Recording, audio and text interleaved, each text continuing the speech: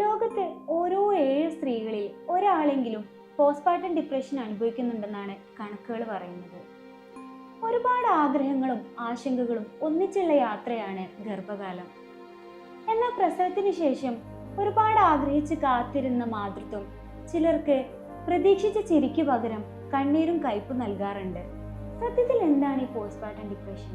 അതിന് നമുക്ക് എങ്ങനെ മാനേജ് ചെയ്യാം? പ്രഗ്നൻസി പീരീഡിലോ പ്രസവത്തിന് ശേഷം 4 ആഴ്ചക്കുള്ളിലോ കാണുന്ന മാനസിക ബുദ്ധിമുട്ടുകളാണെങ്കിൽ അതിനെ നമുക്ക് പോസ്റ്റ്പാർട്ടം ഡിപ്രഷൻ ആയിട്ട് കണക്കാക്കാം.